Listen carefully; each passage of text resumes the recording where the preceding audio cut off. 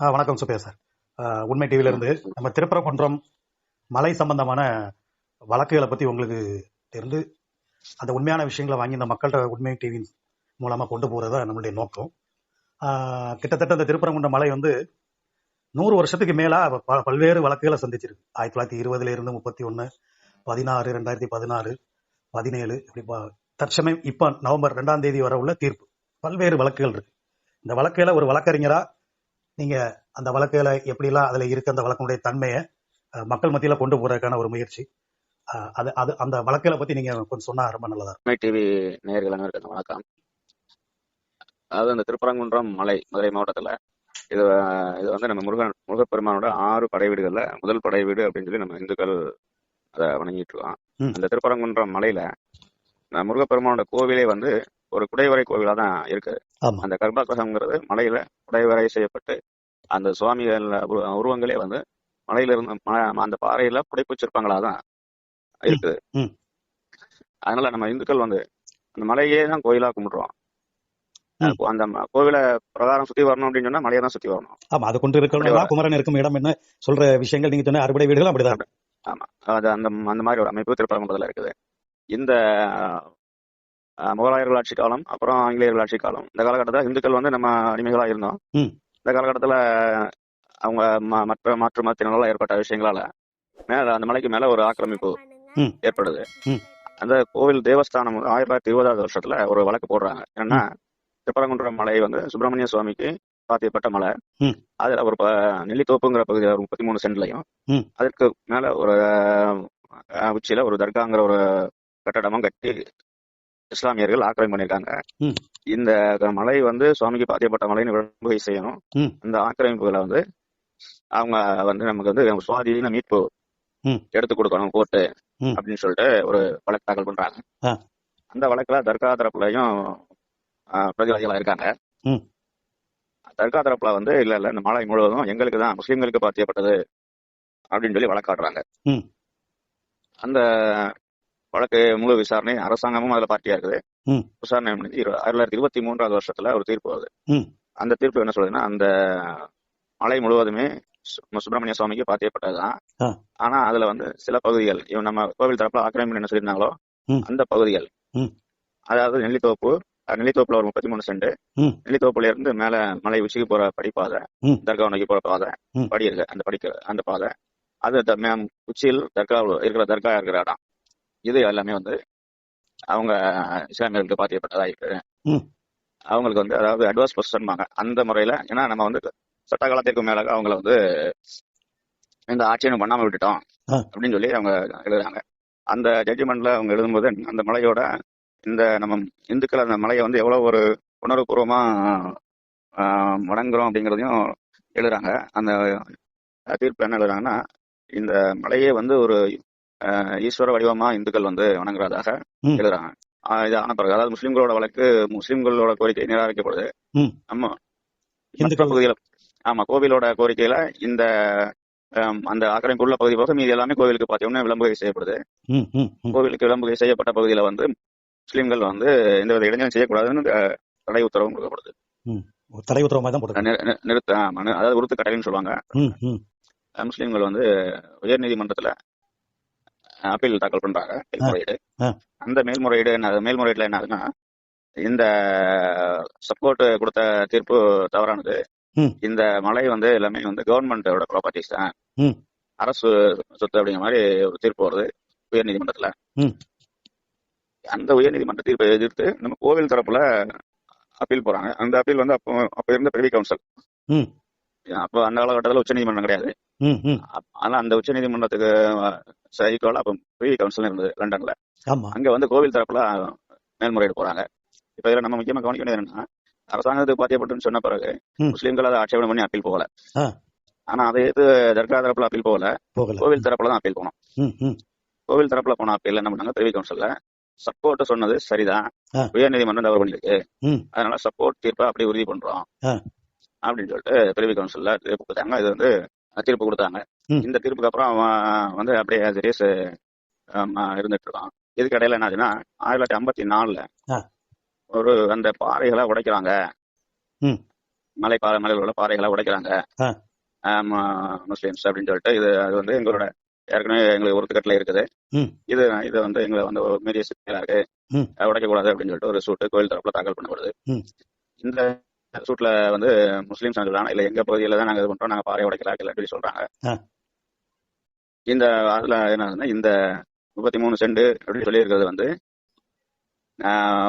எல்கை நிர்ணயிக்கப்படல. அதனால அவங்க இடத்துல உடைச்சாங்களா, எங்க கோயில் இடத்துல உடைச்சாங்களா அப்படிங்கிற விஷயம் வந்து இது பண்ண முடியாம இருக்கு. அப்படிங்கிற ஒரு அந்த வழக்கு வந்து தள்ளுபடி செய்யப்படுது. சரி. அதுக்கப்புறம் அதுக்கு மேல அப்பீல் போறாங்க.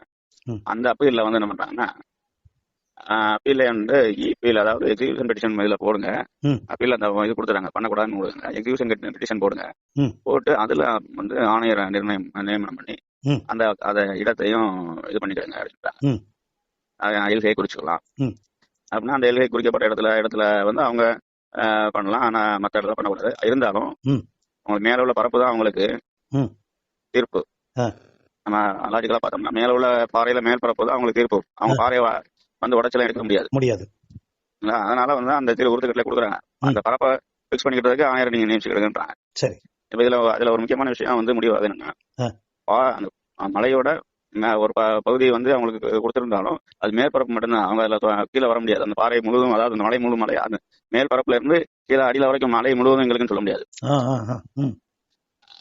இது அந்த நேரத்துல ஒரு உறுதியா இருக்கு. சரி. அதுக்கப்புறமா வந்து இந்த மலைக்கு, இந்த தர்காவுக்கு, தர்கா அந்த மலையிலேயே உயரமான சிகரத்துல தர்கா இருக்குது. அதை ஒட்டிய சின்ன ஒரு சிகரத்துல தீபத்தூண் இருந்துட்டு இருக்கு. இது வந்து இந்த தூண் வந்து கிட்டத்தட்ட ஒரு 5.5 அடி உயரம் உள்ளது. இல்ல ஜி, அதை விட அதிகமா இருக்கிற மாதிரி தெரியுது. ஆமா, ஒரு ஆள் உயரம், ஒரு ஆளை விட அதிகமா இருக்கு. அந்த கீழே வந்து 2 பீடம் இருக்குதுல, கீழே பீடம் 2 அடுக்கு பீடம் இருக்கு. அதுக்கு மேலதான் அந்த தூண் நிக்குது. அந்த தூண் வந்து அடிப்பகுதி வந்து சதுரமா இருந்துச்சு.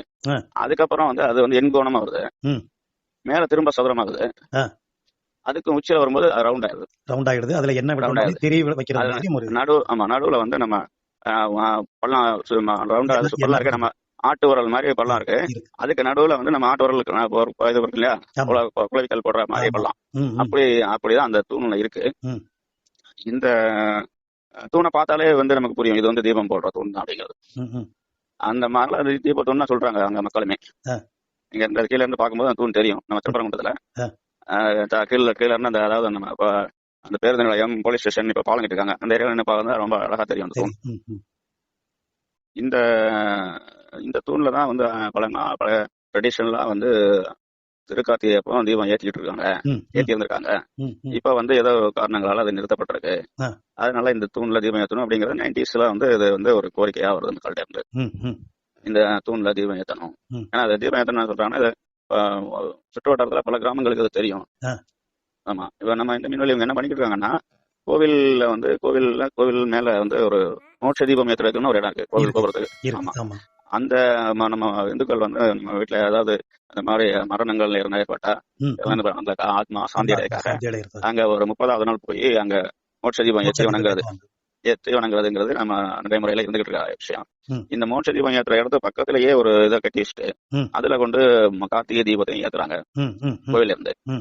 இந்த தீபத்தூன்ல தீபம் ஏத்தணும் அப்படின்னு கோரிக்கை வரும்போது, இந்த மோட்ச தீபத்து மோட்ச தீபம் ஏத்துற இடத்துல தீபம் ஏத்துறதும் ஒரு கொஸ்டின் ஆகுது.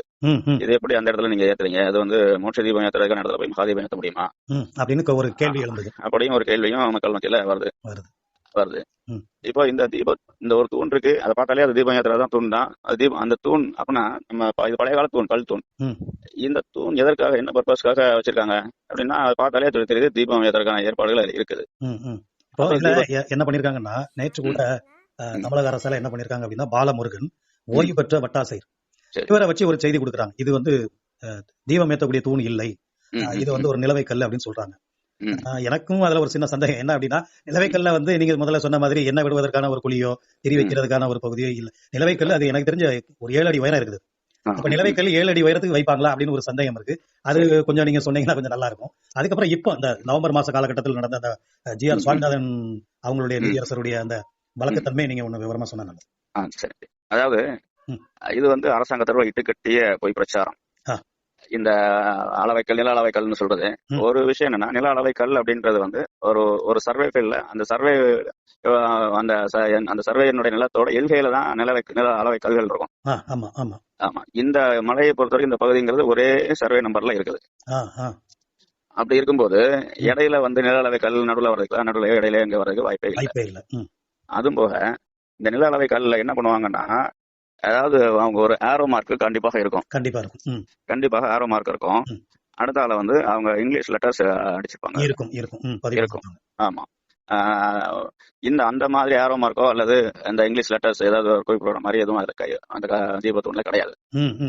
ஆமா. அதுவும் போக ஒரு சர்வே ஃபீல்டோட மையப்பகுதி பக்கத்துல இருக்குது அது. அங்க வந்து அப்படி நில அளவைக்கல் வந்து இது வந்து நம்ம சர்வே ஆக்ட் படியே கிடையாது, ஒரு இதே கிடையாது, ப்ரொசீஜரே கிடையாது. அதனால இத மக்கள் வந்து மக்களோட அறியாமையை பயன்படுத்தி அவங்களை முட்டாளாக்குறதுக்காக அரசாங்கம், இந்த தமிழக அரசு வந்து இந்த மாதிரி ஒரு வேலைகளை செஞ்சுட்டு ஈடுபடுறாங்க. ஆமா. நம்ம மக்கள் வந்து கொஞ்சம் தெளிவா இருக்கணும் இந்த விஷயங்கள்ல. ஆமா, இத உண்மையை பேசுறாங்களாங்கிறத நம்மளும் கொஞ்சம் ஆராய்ஞ்சு முடிவு பண்றது நல்லது. அரசாங்கமா அரசால ஏற்படுத்தப்பட்ட அதிகாரிகளோ சொல்றதா நம்ம நம்புறது வந்து ரொம்ப நம்மளுடைய மத விஷயங்களுக்கு எதிரானதா தான் போயிட்டு இருக்கு. இதை வந்து நம்ம ரொம்ப தெளிவா முடிவு பண்ணணும் மக்கள். அதனால இப்போ என்ன ஆச்சுன்னா, இந்த கடந்த கார்த்திகையில இருந்தே கடந்த வருடம் திருக்கார்த்திகையில அப்புறமா தான் வந்து அந்த தர்காக்கு போற வழியில வந்து கீழே ஒரு போர்டு வச்சாங்க அந்த தர்கா தரப்புல இருந்து. என்னன்னா, இந்த கந்தூரி செய்ய ஏற்பாடுகள் இருக்கு அப்படின்னு சொல்லிட்டு ஒரு போர்டு வைக்கிறாங்க. அத கோவில் நிர்வாகம் வந்து அது எதுக்குது? கந்தூரி அப்படிங்கிறது என்னன்னா, உயிர்களை பறி கொடுத்து சைவ உணவு சமைச்சு அதை வந்து இது பண்றது, பிரசாதம் மாதிரி அவங்க உணவை பரிமாறுறது. இதுதான் கந்தூரியோட ஒரு அங்கமா இருக்கு. இது வந்து நம்மளுடைய மலை திருப்பரங்குன்றம் மலை வந்து ரொம்ப புனிதமான மலை. இங்க வந்து இந்த மாதிரி விஷயங்கள் நடக்கக்கூடாது. அதனால அது கோவில் தரப்புல வந்து இந்த போர்டை வச்ச உடனே அது காவல்துறைக்கு புகார் அளிக்கப்படுது. காவல்துறை புகாரை பதிவு பண்றாங்க. அப்புறம் தர்கா நிர்வாகிகள்கிட்ட சொல்லி கட்டுறாங்க. இப்போ வந்து என்னன்னா, இது ஒரு தர்கா தரப்புல இது ஆட்சேபனை ஆகுது. இருந்தாலும் போர்டு அகற்றியாச்சு. இது சம்பந்தமா வந்து ஒரு ஆடிஓ தலைமையில ஆடிஓ முன்னிலையில அந்த மீட்டிங் நடக்குது.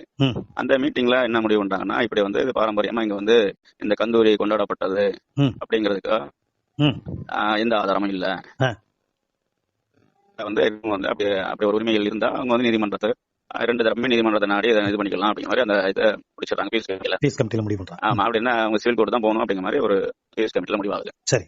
ஆனா அது வரைக்கும் வந்து இந்த மாதிரி இதெல்லாம் பண்ண முடியாது. அப்போ ஏன்னா அது இல்லைன்னு சொல்லிட்டாங்கல்ல. ஆமா. ஆனாலும் வந்து முஸ்லிம்ஸ் என்ன பண்றாங்க, சிலர் ஏதாவது நம்ம மத நல்லிணக்கத்தை வந்து குலைக்கணும், ஒரு பதட்டமான சூழ்நிலை உருவாக்கணுங்கிற நோக்கத்தோடய ஆடு குடாவெல்லாம் தூக்கிட்டு கோழிகள்லாம் கொண்டுட்டு நாங்க ஆடு கோழி பலியிட போறோம், கந்தூரி கொண்டாட போறோம்னு போஸ்டர்லாம் அடிச்சு ஓட்டி ஒரு கூட்டம் கிளம்புது. அதுக்கான ஒரு நிகழ்ச்சி ஏற்பாடு பண்ணி அது குழப்பமாயிடுச்சு. ஆமா, அதை பண்றாங்க. அதுல வந்து என்னன்னா, அந்த நிகழ்ச்சி ஏற்பாடு பண்றாங்க. அதுக்குமே வந்து அந்த ஒரு ஐக்கிய ஜமாத்து, அதுக்கப்புறம் அவங்க ஒரு மத நல்லிணக்க கூட்டமைப்பு அப்படிங்கிறவங்களும் அதுக்கு வந்து ஒரு ஆதரவு கொடுக்குறாங்க. இந்த நிகழ்வு வந்து நம்ம இந்துக்கள் தரப்புல வந்து புகார் பண்றோம், அது பண்றோம், காவல்துறையால தடுத்து நிறுத்தப்படுது. தடுத்து நிறுத்தப்படுது. நம்ம இந்துக்களோட உணர்வுகளை வந்து அந்த நேரத்தில் காவல்துறை ஓரளவு மதிப்பு கொடுத்து இந்த தடுத்து நிறுத்துறாங்க. திரும்ப வந்து இது நிறுத்தப்பட்ட உடனே நவாஸ்கானி எம்பி இருக்காரு. அவர் தான் வந்து வக்ஃப் போர்டுக்கு தலைவராகவும் இருக்கிறாரு. அவர் என்ன பண்றாரு, அவர் சில நபர்களோட அந்த திருப்பரங்குன்றம் மலைக்கு போறாரு. போற வழியில என்ன பண்றாரு, உட்காந்து அவங்க கூட வந்த நபர்கள் அசைவ உணவு அங்க பரிமாறி சாப்பிட்டுருக்காங்க. அதை வந்து அவர் வீடியோ எடுத்து அவருடைய கூட உள்ளவங்களே சோசியல் மீடியாஸ்ல பரப்புறாங்க. ஏன்னா திருப்பரங்குன்றம் மலையில நாங்க அசைவம் நாங்க பரிமாறி சாப்பிட்டோம், எல்லாரும் சாப்பிடலாங்கிற மாதிரி ஒரு மக்கள் அந்த முஸ்லிம்கள் மத்தியில ஒரு தவறான விஷயத்த அவங்க கொண்டு போறாங்க. இதன் மூலமா அவங்களோட நோக்கம் என்னன்னா, எல்லாரும் வருவாங்க, எல்லாரும் இதே மாதிரி பண்ண ஆரம்பிப்பாங்க. அப்போ இந்துக்களுக்கும் அவங்களுக்கும் பிரச்சனையாகும், சண்டையாகும். அதுல வந்து அவங்க அரசியல் லாபம் அடையலாம் அப்படிங்கிற மாதிரி ஏதோ ஒரு சூழ்ச்சி இருக்குதுல. இந்த சோசியல் மீடியாஸ்ல இந்த விஷயம் ரொம்ப வைரல் ஆன உடனே இது பெரிய விஷயமா இந்து முன்னணி என்ன பண்ணா, இது இவங்க அதாவது இருக்க இடம் கொடுத்தா கிடைக்க 2 ஆடு கேட்பாங்கிற கதையா போயிட்டு இருக்குது இந்த விஷயம். நம்ம தர்கா ஏதோ நம்ம அடிமையாளா இருக்கும்போது அவங்க ஆக்கிரம் பண்ணி கட்டிட்டாங்க, இருந்தாலும் போயிட்டு போது இருந்துட்டு போகட்டும் அப்படின்ற ஒரு மனநிலை நம்ம இருந்துகிட்டு இருக்கோம். ஆனா இவங்க இப்போ பண்றது வந்து ரொம்ப அட்டுழியமா தெரியுது. அப்படிங்கும்போது என்ன பண்ணுச்சுன்னா, இது மலை மீது கிளம்பிகளை அகற்றணுங்கிற கோரிக்கையோட ஒரு பெரிய ஆர்ப்பாட்டத்துக்கான அனுமதி கேட்டாங்க அரசாங்கத்தை ஏற்று. அந்த ஆர்ப்பாட்டத்துக்கு அனுமதி வழங்க முடியாது அப்படிங்கிற ஒரு விஷயம் மட்டும் இல்லாம அதுக்கு அந்த நேரத்துல 144 தடை உத்தரவும் அரசாங்கம் போட்டாங்க. இதை எதிர்த்து இந்து முன்னணி வந்து மதுரை உயர்நீதிமன்ற மதுரை கிளையில ரிட் வழக்குகள் தாக்கல் பண்ணி அந்த பிப்ரவரி 4ஆம் தேதி 2020 வருஷத்துல வந்து பழங்கானத்தங்கிற பகுதியில் ஆர்ப்பாட்டம் நடத்திக்கலாங்கிற கடைசி நேர அனுமதி கிடைச்சது உயர்நீதிமன்றத்தின் மூலமா. அந்த அனுமதி கிடைத்த உடனே பெருந்திரளான மக்கள் அந்த ஆர்ப்பாட்டத்துல கலந்துக்கிட்டு அது பெரிய, அதாவது ஹிந்துக்களோட இந்த பகுதியில் உள்ள ஹிந்துக்களோட மனநிலைய வெளி உலகுக்கு பிரதிபலிப்பதாக அந்த ஆர்ப்பாட்டம் அமைஞ்சது. ஆமா. ஆனால் என்னன்னா, அரசாங்க தரப்புலையும் சரி, இந்த சில இஸ்லாமிய அமைப்புகளோட கைகூட்டி செல்கின்ற நக்சல் வாரி இயக்கங்களாலும் இந்த திருப்பரங்குன்ற மக்களோட கோரிக்கை இது கிடையாது, இது வெளியூர்ல இருந்து வந்து பண்ணிக்கிட்டு இருக்காங்க வச்சுக்காங்க மாதிரி ஒரு பொய்யான பிரச்சாரம் வந்து தொடர்ந்து செய்யப்பட்டு வந்தது. இந்த பிப்ரவரி 4 ஆர்ப்பாட்டங்கிறது அதெல்லாம் தகத்தெறிகிற மாதிரி அமைஞ்சிச்சு. அதுல நல்ல எண்ணிக்கை இருந்தது. எனக்கு தெரிஞ்சு ஒரு 50,000 பேருக்கு மேல பழங்கானத்தை சந்திச்சிருப்பாங்க. ஆமா, அந்த இடமே வந்து கொள்ளாத அளவுக்கு கூட்டம். இல்ல, அதுவும் தீர்ப்பு கிடைத்த ஒரு 2-3 மணி நேரத்துல ஒரு 10,000 ஒரு 50,000 பேர் அதுல சந்திக்கக்கூடிய அளவுக்கு மக்கள் மத்தியில அந்த திருப்பரங்குன்றம் முருகன் கோயிலுடைய எண்ணம் மக்கள்கிட்ட போய் சேர்ந்தது. கண்டிப்பா. அப்போ வந்து அவ்வளவு பெரிய கூட்டம் அவ்வளவு குறுகிய காலத்துல அந்த இடத்துல வரணும்னா அது உள்ளூர் மக்களா தான் இருக்க முடியும். ஆமா, இதை வந்து நம்ம கொஞ்சம் யோசனை பண்ணணும். ஏன்னா இது ஒரு டைம் கொடுத்து பண்ணிருந்தாங்கன்னா வெளியூர்ல இருந்து 4 மணி நேரம் ஒரு நாள் டிராவல் பண்ற இடத்துல வந்து கலந்துருப்பாங்க. ஆனா கிட்டத்தட்ட ஒரு சில மணி நேரங்கள்ல, சில மணி நேரங்கள் இல்ல 1-2 மணி நேரத்துக்குள்ள அவ்வளவு கூட்டம் வந்துட்டாங்க. அப்போ இது வந்து உள்ளூர் மக்கள் பக்கத்துல இருந்தவங்க எல்லாம் வந்ததுதான் அவ்வளவு கூட்டம். அதனால இவங்க வந்து இந்த மக்கள் அங்க, அதாவது மலையை சுற்றி உள்ள மக்கள் ரொம்ப இதை பற்றி விரும்பவே இல்லை. முஸ்லீம்கள் என்ன பண்ணாலும் அவங்க கண்டுக்கொள்ள போறது கிடையாதுங்கிற மாதிரி பேசுறதுங்கிறது ஒரு உண்மைக்கு அப்பாற்பட்ட விஷயமா இருக்குது. இந்த இது நிகழ்வுக்கு அப்புறமா அதாவது மக்களோட மனநிலைங்கிறது அரசாங்கத்துக்கும் தெரிவிக்கப்பட்டாச்சு. இருந்தாலும் அரசாங்கம் வந்து அரசாங்கம் ஒரு குறிப்பிட்ட கொள்கையோட ஆட்சி பண்ணிட்டு இருக்கும்போது அந்த கொள்கைக்கு எதிராக அவங்க வந்து கொள்கைங்கிறது என்ன, அவங்களுக்கு ஓட்டு வங்கி அரசியல் அப்படிங்கிறது அவங்களோட எண்ணம், அடிப்படை கொள்கை. சிறுபான்மை ஓட்டுகளுக்காக என்னன்னாலும் பண்ணலாம் அப்படிங்கிற நோக்கத்தோட அரசாங்கம் இருக்கும்போது இது வந்து ஒரு அரசாங்கத்துக்கு எதிரான இந்து உணர்வு என்பது அரசாங்கத்துக்கான விஷயம் நோக்கம் கற்பிக்கப்படுது. இது இந்து முன்னணி இயக்கத்துல இருந்து முருக பக்தர்கள் மாநாடுன்னு மதுரையில ஏற்பாடு பண்ணாங்க. ஆமா, அந்த மாநாடும் அரசு வந்து அதுக்கு காவல்துறை அனுமதியெல்லாம் தரல. அதுக்கு அதை முறியடிக்கிறதுக்கான வேலைகள் என்ன ஒன்று எல்லாமே அரசு தரப்புல அதிகாரிகள் தரப்புல செஞ்சாங்க. கடைசி வரை நீதிமன்றத்துல போராடி அந்த மாநாட்டுக்கும் அனுமதி வழங்கப்பட்டது. அந்த மாநாட்டுல தமிழகம் முழுவதும் இருந்து பல லட்சம் பேர் வந்து கலந்துக்கிட்டாங்க பக்தர்கள். ரொம்ப, அதாவது தமிழக வரலாற்றிலே வந்து ஒரு ஒழுக்கமான இவ்வளவு பெரிய கூட்டம் அப்படிங்கிறது அப்போ கூடிச்சு. அந்த கூட்டத்தை பார்த்து எல்லாருமே ரொம்ப ஆச்சரியப்பட்டாங்க. ரொம்ப விசேஷமா இருந்தது. நீங்க சொன்ன மாதிரி ஒரு விஷயம், ஒழுக்கமான கூட்டம் அது. எந்த காவல்துறையும் கிடையாது, காவல்துறையில உள்ளவங்க கிடையாது, ஒழுங்கா நடந்து போகிறது. அந்த முருக பக்தர் மாநாடுல நாங்களும் அதுல பார்த்தோம். நீங்க சொன்ன மாதிரி ஒழுக்கம் தான் அதுல ரொம்ப முக்கியம். நாம நிறைய மாநாடு, நாமளும் பல அரசியல் மாநாடுகள் பாக்குறோம், எங்கேயுமே ஒழுக்கம் இருக்காது. நீங்க சொன்ன வார்த்தை ரொம்ப முக்கியமான வார்த்தை, ஒழுக்கம். அந்த மாநாடு கிட்டத்தட்ட 8.5 லட்சம் 9 லட்சம் பேர் கலந்துகிட்டதாட்டு கணக்கு இருக்கு. அத்தனை பேருமே அதுல ஒழுக்கமா இருந்திருக்காங்க அப்படின்னு சொல்லும் போது உண்மையிலுமே ரொம்ப சந்தோஷம், வரவேற்கத்தக்க ஒரு விஷயம். ஆமா, அதுல இதை குறிப்பிட்ட நம்ம பார்க்க வேண்டியதுன்னா, நான் வழக்கறிஞர் முறையில கோர்ட்ல தாக்கல் பண்ண இந்து முன்னணி அமைப்பால கோர்ட்ல தாக்கல் பண்ண அபிடேவிட்ல ஆரம்பத்திலேயே என்ன சொல்லியிருக்காங்கன்னா, பக்தி அப்படிங்கிறது சமுதாயத்துல ஒழுக்கத்தை மேம்படுத்தக்கூடிய இதாக இருக்கு, அதனால அந்த பக்தியை வளர்ப்பதற்காகத்தான் இந்த மாநாடு நடத்துறோம் அப்படிங்கிற நோக்கமா அந்த அபிடேவிட்ல சொல்றாங்க. சோ அந்த அவங்க பக்தி ஒழுக்கத்தை மேம்படுத்தும் அப்படின்னு சொன்ன விஷயங்கள் அந்த மாநாட்டுல நிரூபணம் ஆச்சு. இப்போ நம்ம இறை பக்தி அப்படிங்கிறது ஒழுக்கமான மனுஷன் ஒழுக்கத்தை ஏற்படுத்தும் அப்படிங்கிற விஷயம்.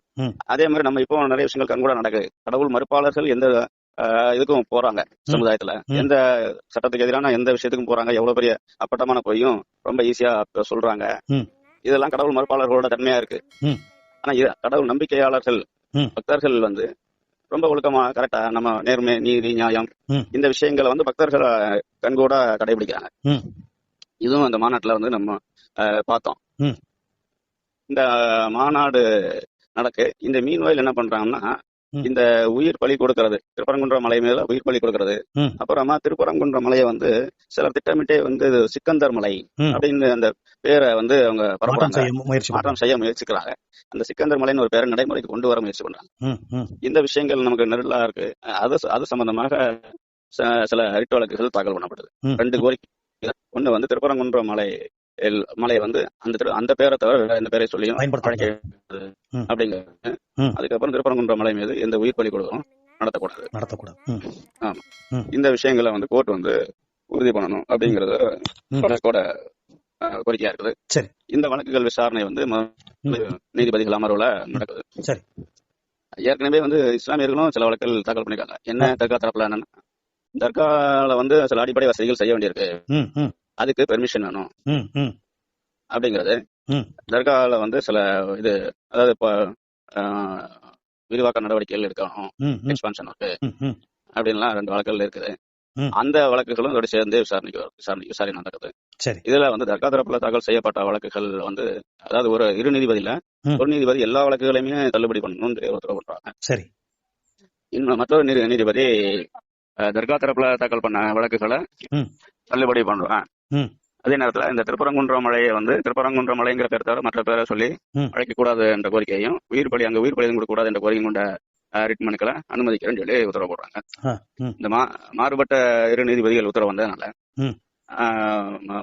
சென்னை உயர் நீதிமன்ற தலைமை நீதிபதி அவர்கள் என்ன பண்ணாங்க, இதை 3வது நீதிபதி ஒருத்தர் விசாரிக்கணும்னு சொல்லி 3வது நீதிபதி விசாரணைக்கு வருது திரும்ப. அந்த 3வது நீதிபதியும் என்ன பண்றாங்கன்னா, இப்போ ஏற்கனவே வந்து இஸ்லாமியர்கள் தர்கா தரப்புல தாக்கல் செய்யப்பட்ட ரிட் மனுல ஏற்கனவே விசாரித்த 2 நீதிபதிகளுமே ஒருமித்த கருத்தை எடுத்ததுனால அந்த வழக்குகள் திரும்ப விசாரணைக்கு எடுக்காம இந்துக்கள் தரப்புல தாக்கல் செய்யப்பட்டிருந்த வழக்குல தான் மாறுபட்ட தீர்ப்பு வந்ததுங்கிறனால 3வது நீதிபதி அந்த வழக்குல மட்டும் விசாரணை எடுக்கிறாங்க. விசாரணைக்கு விசாரிச்சு என்ன பண்றாங்கன்னா, அந்த வழக்குகள் அது சரியான கோரிக்கை தான், திருப்பரங்குன்ற மலைய அந்த பேரை தவிர வேற எந்த பேரையும் சொல்லி அழைக்க கூடாது, அங்கு உயிர் பலியும் கொடுக்க கூடாது அப்படின்னு சொல்லி அவங்களும் தீர்ப்பு கொடுக்குறாங்க. இப்போ இந்த விஷயத்துல என்னன்னா, ஏற்கனவே மலை வந்து கோயிலுக்கு பாத்தியப்பட்டதுங்கிறது 1920களிலேயே வந்து உறுதியாகப்பட்டது. இப்ப வந்து அந்த மலையில நம்ம இந்துக்களோட உணர்வுகள் அதுவும் வந்து உயர்நீதிமன்றத்தால உறுதி செய்யப்பட்டது. இந்த தீர்ப்புகளை எதிர்த்து அதுக்கு மேல யாரும் இது வரைக்கும் அப்பீல் போகல. ஆமா, இப்போ இது ரீசெண்டா முடிஞ்சதுதான். அதுக்கப்புறம் நம்ம திருக்கார்த்திகை வருது.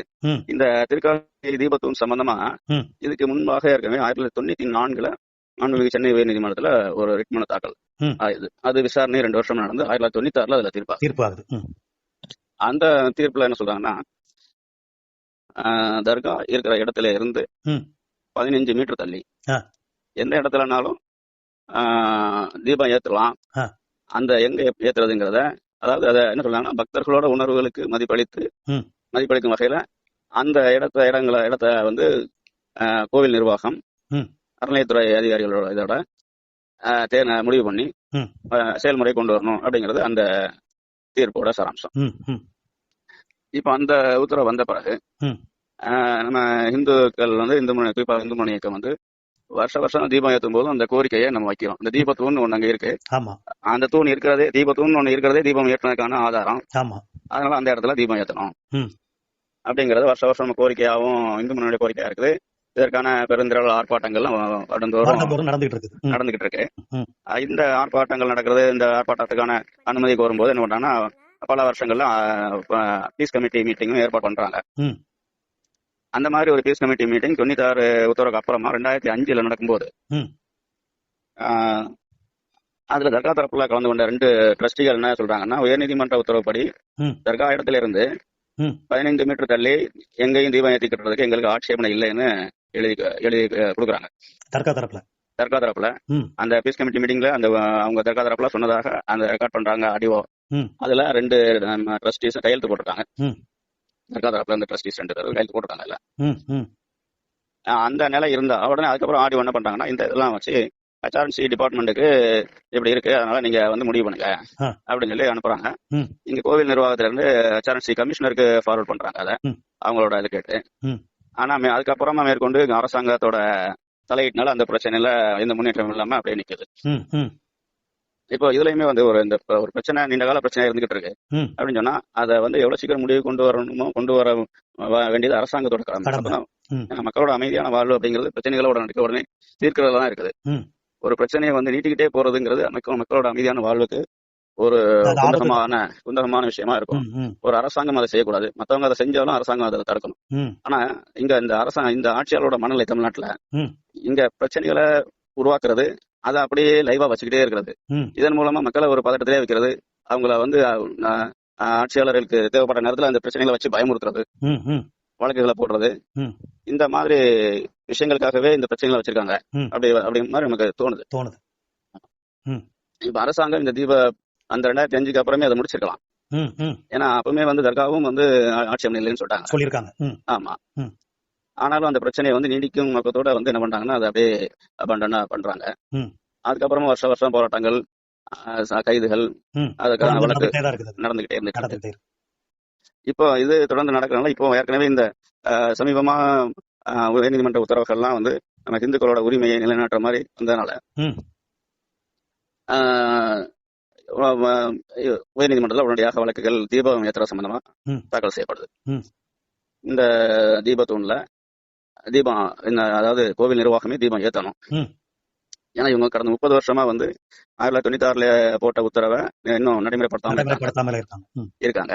அதனால இப்போ இந்த வருஷம் வந்து இவங்க தீபம் ஏத்தணும். அப்படி அவங்க நிர்வாகம் ஏத்த ஏதாவது தடங்கள் இருந்தால், முடியாத சூழ்நிலை இருந்தா எங்களை ஏத்த அனுமதி கொடுக்கணும், நாங்க போய் அனுமதி கொடுத்தா நாங்க ஏத்துறோம் அப்படிங்கிற மாதிரி பரிகாரம் கேட்டு வழக்குகள் தாக்கல் செய்யப்படுது. இந்த வழக்குகள் அவங்க அதாவது அரசாங்க தரப்புல என்ன சொல்றாங்கன்னா, கோவில் தரப்புல அரசாங்க தரப்புலையும் ஏற்கனவே 2014 ஒருத்தர் இதே மாதிரி ஒரு வழக்கு போட்டாரு. அதுல வந்து அவருக்கு எதிராயிடுச்சு அந்த வழக்கு. அதுக்கப்புறம் 2017 அந்த வழக்கு மேல இரு நீதிபதிகள் கொண்ட அமர்வுலையும் அந்த அவர் தீபம் ஏத்துற கோரிக்கை ஏற்க முடியாத மாதிரி உத்தரவு இருக்கு. அதனால அப்படிங்கிறது ஒரு முக்கியமான வாதமா இருந்தது. 2014 ஒருவர் வந்து வழக்கு போடுறாரு. அவர் என்ன போடுறாருன்னா, இந்த தீபத்தூண் அப்படிங்கறத அவர் மென்ஷன் பண்ணாம மலை உச்சியில தீபம் ஏற்றணும். மலை உச்சிங்கிறது அந்த உச்சி சிகரத்துல ஏதாவது எஸ்டிபிக்கோ அங்க வந்து தர்கா இருக்கு அப்படிங்கிறது எல்லாருக்கும் தெரிஞ்ச விஷயமா இருக்கு. அப்போ அப்படி ஒரு நிவாரணம் கேட்கும்போது மலை உச்சியில தர்கா இருக்கு, மலை உச்சியில தீபம் ஏற்றணும் அப்படின்னு கேட்கறது வந்து கொஞ்சம் சரியான இதா இல்ல. எல்லாருக்குமே அது நமக்கு புரியுது.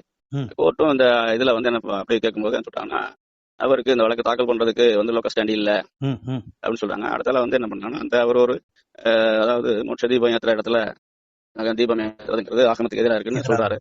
ஆமா, அந்த மாதிரி விஷயத்த அவர் கோர்ட்ல நிரூபணம் பண்ணல. அப்படிங்கிற 2 காரணங்களால அந்த வழக்கு வந்து தள்ளுபடி ஆயிருக்கு. ஆமா, ஒண்ணு வந்து அவர் ஆனா இப்போ உள்ள வழக்குகள் வந்து தீபத்தூண்ல தீபம் ஏற்றணும் அப்படிங்கிறது குறிப்பா. அது போக ஏற்கனவே 96 உள்ள உயர்நீதிமன்ற உத்தரவை அமல்படுத்தும் வகையில் அது இருக்கணும்னா கோரிக்கையாவே இருக்குது. இந்த 96 உத்தரவுங்கிறது அந்த 2014 தீர்ப்புல வந்து கோர்ட்டோட கன்சிடரேஷனுக்கு வரவே இல்லை. அப்போ ஒரு விஷயம் சம்பந்தமா ஏற்கனவே தீர்ப்புகள் இருக்குன்ற நிலையில அந்த தீர்ப்பை வந்து கவனிக்காம மற்றொரு தீர்ப்பு வந்தது அப்படின்னு சொன்னா அது வந்து சரியான ஏற்றுக்கொள்ளக்கூடிய விஷயமா இருக்காது சட்டத்துல. ஆமா, இப்போ இந்த இதுல என்னன்னா விசாரணை, இந்த கோணத்துல விசாரணை நீதிமன்றத்தில் நடக்கு. இப்போ வந்து அந்த பழைய எல்லா ஜட்ஜ்மெண்ட்ஸையுமே கன்சிடர் பண்ணி இது வரைக்கும் திருப்பரங்குன்றம் சம்பந்தமா நீதிமன்றங்கள் இந்த ப்ரொசீடிங்ஸ் எல்லாத்தையும் கன்சிடர் பண்ணி அடுத்த அந்த பக்தர்களுக்கும் கோவிலுக்கும் கோவில் சொத்துக்களுக்கும் உள்ள தொடர்புகளை, சட்டப்படியான தொடர்புகளையும் உச்சநீதிமன்ற அது சம்பந்தமான உச்சநீதிமன்ற தீர்ப்புகளையும் கன்சிடர் பண்ணி இப்போ வந்து மாண்புமிகு நீதியரசர் ஜிஆர் சொன்னான் அவர்கள் ஒரு தீர்ப்பு கொடுக்குறாங்க. அந்த தீர்ப்புல இந்த வருஷத்துல இருந்து மலையில மலை மேல எல்லாம் உச்சில உள்ள தீபத்தூண்லையும் கோவில் நிர்வாகம் தீபம் ஏற்றணும், கார்த்திகை தீபம் ஏற்றணும் அப்படின்னு உத்தரவு கொடுக்காங்க. இது வந்து டிசம்பர் மாசம் 1ஆம் தேதி இந்த உத்தரவு பிறப்பிக்கப்படுது. 3ஆம் தேதி கார்த்திகை திருநாள் அன்னைக்குதான் மகாதீபம் ஏற்றணும். ஆனா 3ஆம் தேதி மதியம் வரைக்கும் இதுக்கான ஏற்பாடுகள் நடக்கல. அப்போ இது சம்பந்தமாக கோர்ட்ல முறையீடு பண்றாங்க. அந்த முறையீடு பண்ணும்போது அப்போ நீங்க கண்டெம்ட் பெட்டிஷன் போடுங்க அப்படின்னு சொல்லி அந்த கண்டெம்ட் பெட்டிஷன் அன்று மாலை 5 மணிக்கு வருது விசாரணைக்கு. ஏற்கனவே வந்து கோவில் தரப்புக்கு சொல்லியிருக்கோம், அதாவது கண்டெம்ட் 5 மணிக்கு விசாரணைக்கு வருதுங்கிற விவரம் அவங்களுக்கு தெரியும். இருந்தாலும் கோவில் தரப்புல வந்து ஒரு வழக்கறிஞர் வர்றாரு. அவர் வந்து சொல்றாரு, கோவிலோட நிர்வாக அதிகாரியை என்னால தொடர்பு கொள்ள முடியலன்றாரு இது சம்பந்தமா. அப்போ கோவில் நிர்வாகத்தை தொடர்பு கொள்ள முடியல. நாங்க திரும்ப 6 மணி அப்போ திரும்ப வந்து அந்த நேரத்துல அந்த அரசாங்கத்தோட தலைமை வழக்கறிஞர் இருக்க அடிஷனல் அட்வொகேட் என்ற கூடுதல் தலைமை வழக்கறிஞர் அவர் வந்து வீடியோ கான்பரன்சிங்ல ஆஜராகிறாரு. அவர் என்ன சொல்றாரு, இந்த அதாவது கண்டெம்ட் நீதிமன்ற அவமதிப்பு வழக்கே வந்து ப்ரீமெச்சூர்டு. ஆனா தீபம் ஏத்துறதுக்கான நேரமே இன்னும் முடியல. அதுக்குள்ள இவங்க வந்து நீதிமன்ற உத்தரவை வந்து நடைமுறைப்படுத்தலன்னு சொல்றாங்க. இது தவறானது. இந்த இதை வந்து ஏற்றுக்கொள்ள முடியாது. அந்த உடனே இதை டிஸ்மிஸ் பண்ணணும் அப்படின்னு சொல்ல கேட்கறாங்க. அப்போ அவரோட அந்த ஆர்குமெண்ட்டை வந்து ரெக்கார்ட் பண்ணிட்டு என்ன பண்றாங்கன்னா, இன்றைக்கு தான் திருக்கார்த்திகை, இன்றைக்கு 6 மணிக்கு தீபம் ஏற்றணும். அதனால இந்த வழக்கை வந்து 6 மணி 5 நிமிடத்துக்கு திரும்ப விசாரணைக்கு எடுத்துக்கலாம் அப்படின்னு சொல்லி ஒத்தி வைக்கிறாங்க. திரும்ப 6 மணி 7 நிமிஷத்துக்கு வந்து அதை விசாரணைக்கு திரும்ப எடுக்கிறாங்க, கூடுறாங்க, கால் பண்றாங்க. அப்போ வந்து மனதாரர்கள் தரப்புல என்னாச்சு தீபம் ஏற்ற கோர்ட்லன்னு கேட்கறாங்க. இல்ல இது வரைக்கும் ஏத்தல அப்படின்னு ரிப்போர்ட் பண்றோம். இப்போ வந்து அந்த கோவிலோட வழக்கறிஞர் கோர்ட்ல இருக்கிறாங்க. அதே மாதிரி ஏற்கனவே அரசுக்காக ஆஜரான கூடுதல் தலைமை வழக்கறிஞரும் வீடியோ கான்பரன்சிங்ல இருக்கிறாங்க. அவங்க ஒண்ணுமே சொல்லல. இல்ல ஏற்றதுக்கான ஏற்பாடு பண்ணிட்டு இருக்கோம், இன்னும் 10 நிமிஷம் ஏற்றிடுவோம், 6 நிமிஷம் ஏற்றிடுவோம் அப்படின்னா, இல்ல ஏற்ற மாட்டோம் அப்படின்னு எதுவுமே சொல்லல. அவங்க அமைதியா வாட்ச் பண்றாங்க இந்த வரங்க. அப்போ இதை வந்து இதெல்லாம் பார்த்துட்டு நீதியரசர் அவங்க வந்து இந்த என்ன பண்றாங்கன்னா, இது வந்து இந்த நடவடிக்கைகள் வந்து கோவில் தீபம் ஏத்தாம இருக்கிறதுக்காக ஒரு மனப்பாடம் ஒரு இதோட இன்டென்ஷனோட இருக்கிறதா தெரியுது. அப்ப அதனால என்ன பண்றாங்கன்னா, ஏற்கனவே வந்து நம்ம மனதாரர்களை அனுமதிக்கணும் கேட்டிருந்தாங்க இல்லையா, அந்த மனதாரர்களே வந்து 4 ரிட் மனு வந்து தாக்கல் பண்ணியிருந்தது. அந்த 4 மனுக்கள் உள்ள மனதாரர்கள் அவங்களோட ஒரு 6 பேர் மொத்தம் 10 பேர் மேல போய் தீபம் ஏற்றலாம். இதுக்கு வந்து போலீஸ் கமிஷனர் வந்து மதுரை மாநகர காவல்துறை வந்து அதுக்கு தகுந்த பாதுகாப்பு கொடுக்கணும் அப்படின்னு சொல்லி உத்தரவு போடுறாங்க. இந்த உத்தரவு 6:10க்கு அவன் உத்தரவு ஆயிடுச்சு. அப்போ எல்லாருமே தீபம் ஏற்றலாம் அப்படின்னு சொல்லிட்டு திருப்பரங்குன்றம் போகும்போது அந்த என்ன பண்றாங்கன்னா, மலைக்கு போற பாதையில ஃபுல்லா பேரிகார்ட் போட்டு ஒரு கிட்டத்தட்ட 500-600 போலீஸ் அந்த இடத்துல நிப்பாட்டி அங்க வர்ற மக்கள் எல்லாம் அடிட்டு இருக்காங்க போலீஸ். இப்போ ஒரு உயர்நீதிமன்ற உத்தரவோட வந்திருக்கோம், வழி விடுங்க, நீங்க எல்லாம் பாதுகாப்பு கொடுங்க, நாங்க கை தீபம் போடணும் அப்படின்னு போகும்போது காவல்துறை இல்ல 144 தடை உத்தரவு பிறப்பிக்கப்பட்டிருக்கு, யாரும் இது பண்ண முடியாது அப்படின்றாங்க. இந்த மீன்வயல் என்னன்னா, உயர்நீதிமன்றம் இந்த உத்தரவு போடும்போது வந்து தவறா சொல்றேன். அதாவது என்னன்னா, அந்த கோவில் நிர்வாகம் மட்டும் இல்ல, அரசாங்கமே, ஏன்னா கூடுதல் தலைமை வழக்கறிஞரே வந்து சொல்றாரு இல்லையா ஆஜராயி, அப்போ அரசாங்கத்துக்கே வந்து இதுல இது இல்லை அப்படிங்கும்போது தமிழக காவல்துறை வந்து பாதுகாப்பு கொடுக்குங்கிறது ஒரு கேள்விக்குறியா இருக்கிறாங்கல்ல. மத்திய காவல்படையில ஒண்ணு சிஐஎஸ்எஃப், அவங்க வந்து இதுக்கு பாதுகாப்பு கொடுக்கணும் அப்படின்னு சொல்லி அந்த உத்தரவுலயே சொல்லியிருக்காங்க. அந்த போலீஸ் பர்சனல்ஸும் ஒரு டெபுட்டி கமாண்டன்ட் சிஐஎஸ்எஃப் அவரோட படைய வராரு. இப்ப அந்த போலீஸ் கமிஷனர் திரு லோகநாதன் அவர்கள் ஸ்பாட்ல இருக்காங்க. எல்லாரையுமே அவங்க தடுக்கிறாங்க.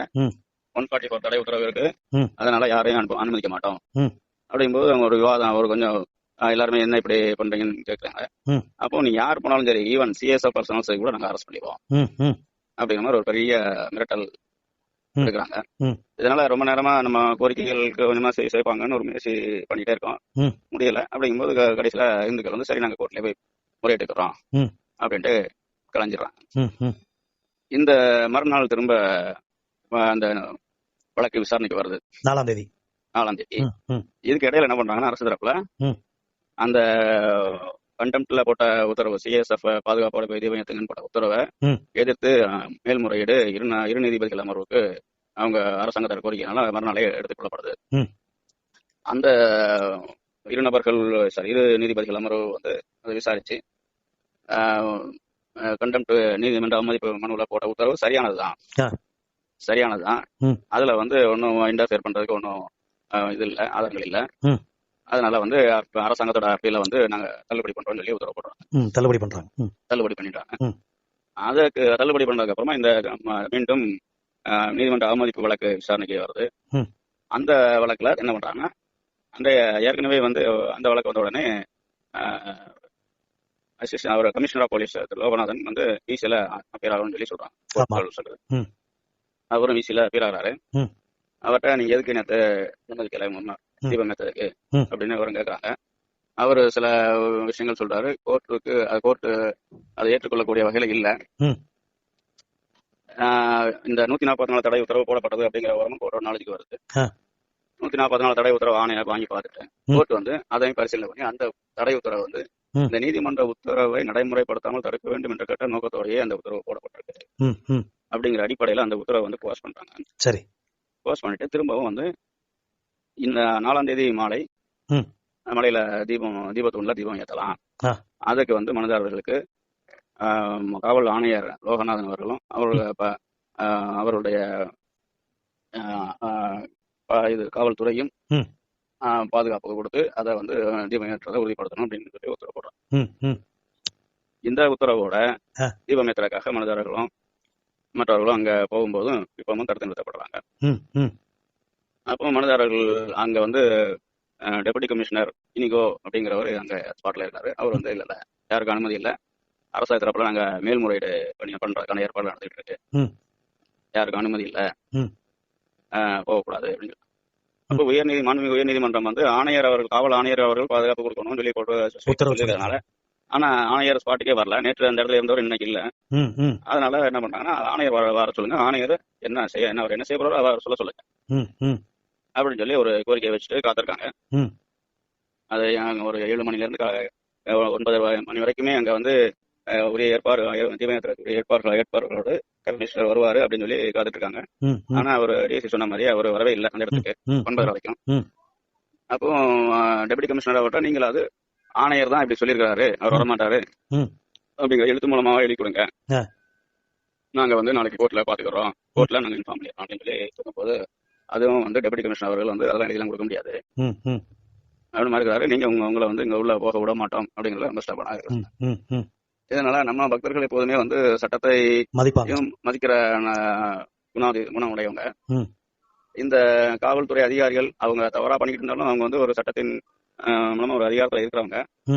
அதனால அதுக்கு மதிப்பளித்து சரி மீண்டும் நாங்க நீதிமன்றத்தை நாடுறோம் அப்படிங்கிற அதோட வந்து அங்க இருந்து திரும்பவும் கலைஞ்சி போறாங்க. இப்ப திரும்ப என்னன்னா இந்த நிலைமையில அப்பீல் அவங்க சுப்ரீம் கோர்ட்ல அப்பீல் போட்டிருக்காங்க. அதாவது அந்த நீதிமன்ற அவமதிப்பு வழக்கில் ஏற்பட்ட விசாரணை இந்த உத்தரவுக்கு மேல இரு நீதிபதிகள் அமர்வு பிறப்பித்த உத்தரவை சேலஞ்ச் பண்ணிட்டு சுப்ரீம் கோர்ட்ல அப்பீல் போட்டிருக்காங்க அப்படின்னு கோர்ட்டுக்கு மறுநாள் வந்து தெரிவிக்கிறாங்க அரசு தரப்புல. அதுவும் போக வந்து இந்த ஏற்கனவே உயர் நீதிமன்றத்துல வந்து நம்ம ரிப்பெட்டிஷன்ல ஆர்டரான உத்தரவுக்கு எதிராகவும் கோவில் நிர்வாகம் தரப்புலையும் மாவட்ட ஆட்சித்தலைவர் தரப்புலையும் 2 மேல்முறையீடு தாக்கல் பண்ணி அதுவும் வந்து இரு நீதிபதிகள் அமர்வுல விசாரணைக்கு வருது அப்படிங்கிற ஏற்கனவே லிஸ்ட்ல இருக்குது. அந்த விஷயங்களை வந்து ரெக்கார்ட் பண்ணிட்டு மாண்புமிகு நீதியரசர் சுவாமிநாதன் அவர்கள் அந்த வழக்கை வந்து வர்ற செவ்வாய்க்கிழமைக்கு தள்ளி வைக்கிறாங்க, 9ஆம் தேதிக்கு. ஆமா, டியூஸ்டேக்கு. அதுக்கப்புறமாக இரு நீதிபதிகள் கொண்ட அமர்வுல அந்த ரிட் அப்பீல் மனுக்கள் வந்து விசாரணைக்கு எடுக்கப்படுது. அப்பவும் வந்து சில தரப்புல என்ன சொல்றாங்கன்னா, முஸ்லிம்கள் தரப்புல நாங்க வந்து தர்கா தரப்புல நாங்க வந்து அப்பீல் இப்பதான் ப்ரிப்பேர் பண்ணிக்கிட்டு இருக்கிறோம், நாங்களும் அப்பீல் தாக்கல் பண்ண வேண்டியிருக்கு, இப்ப நாங்க ப்ரிப்பேர் பண்ணிட்டு இருக்கோம், நாங்களும் ஃபைல் பண்ண வேண்டியிருக்கு, அதையும் சேர்த்து விசாரிக்கணும் அப்படின்னு சொல்றாங்க. அப்போ இரு நீதிபதிகள் கொண்ட அந்த அமர்வு என்ன, இந்த உத்தரவு மேல யார் யாருக்கு வந்து ஆட்சேபனை இருக்கிறதோ அவங்க எல்லாருமே இந்த வாரத்துக்குள்ள அவங்க அப்பீல தாக்கல் பண்ணிருங்க, நம்பர் ஆகாம இருந்தாலும் இன்ஃபார்ம் பண்ணுங்க, உடனே நம்பர் பண்ண சொல்றோம். அடுத்த வெள்ளிக்கிழமை இந்த உத்தரவு சம்பந்தமான எல்லா வழக்குகளுமே விசாரணைக்கு எடுத்துக் கொள்ளப்படும் அப்படிங்கறத சொல்லி வெள்ளிக்கிழமை போடுறோம். இந்த நிலைமை தான் இப்ப இருந்துட்டு இருக்கு. ஆமா, இந்துக்கள் நம்மளோட நீண்ட நாள் கோரிக்கை விரைவில் நிறைவேறுங்கிற ஒரு எதிர்பார்ப்போட நம்பிக்கை இருக்கு. நம்பிக்கை இருக்கு. ஏன்னா நீங்க இவ்வளவு நேரம் சொன்ன விஷயங்கள் வழக்குகள்ல கிட்ட 1 மணி நேரமா ஒரு 100 ஆண்டு கால வழக்குகளை ரொம்ப தெளிவா நமது சேனலுக்கு நீங்க மக்கள் மத்தியில கொண்டு போய் சேர்க்கறதுக்கு நீங்க சொன்ன அத்தனை விஷயங்களும் நீங்க இவ்வளவு நேரம் பகிர்ந்துகிட்டதுக்கு உண்மை டிவியின் சார்பாக எங்களது மனமார்ந்த நன்றியை தெரிவித்துக் கொள்கிறோம். நன்றி. நன்றி எல்லாரும்.